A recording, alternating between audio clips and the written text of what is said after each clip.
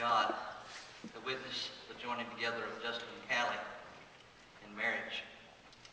This outward celebration we shall see and hear is an expression of love and devotion they have for one another in their hearts. Justin and Callie have come to know and to love one another and now feel it is God's will for them to become husband and wife. The union of husband and wife is intended by God for your mutual joy, for the help and comfort given to one another in prosperity and adversity, and when it is God's will for the procreation of children and their nurture and knowledge of the Lord. Therefore, marriage is not to be entered into unadvisedly or lightly, but soberly, deliberately, and in reverent fear before God. So I ask you, Justin, do you recognize that God has made marriage the primary relationship of all mankind? Are you ready to commit yourself to Callie in that relationship for the rest of your life as you establish your home to the glory of God?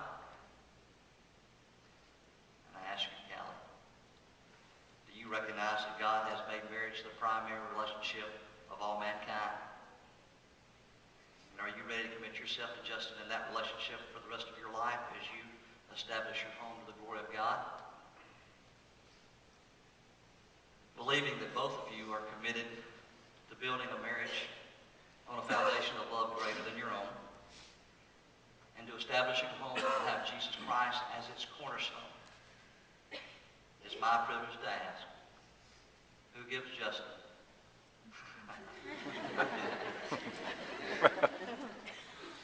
Who gives Callie to be married to Justin? Her mother and I. Now, if you, Justin and Callie, have freely and deliberately chosen each other as partners for life, would you please join together at this time?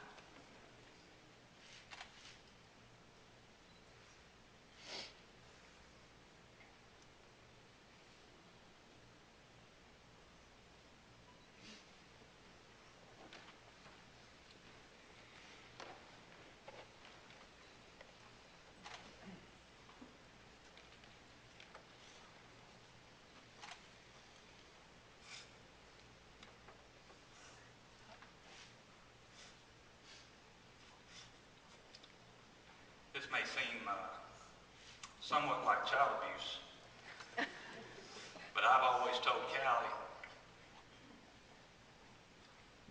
that she's an ugly child. Told her that all her life. I would tell her that I thought she was pretty, but I had to because I was her dad. I'm not making this up. It's true. I would then tell her if a boy tried to tell her she was pretty, for her not to believe him. Well, apparently that didn't work.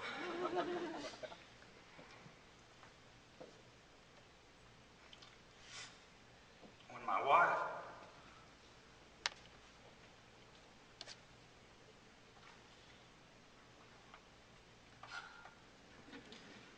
was pregnant with Callie, we were made to believe that she was a boy. And we already had a boy.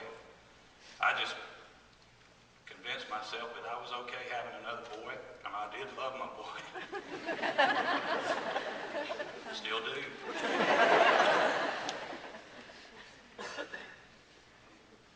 But deep down in my heart, I wanted a little girl.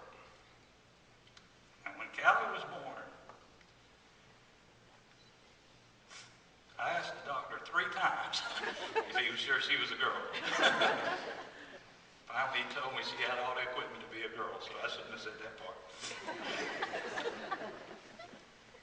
But I want to say, Callie, that you have made my life so much fun. And you are not ugly. You are incredibly beautiful. And I thank God for the woman you have become. Justin, I've known you for several years now, and I have enjoyed it greatly.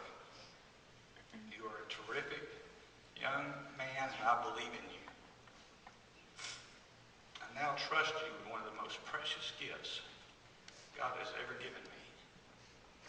I trust you to continue being the godly man you have become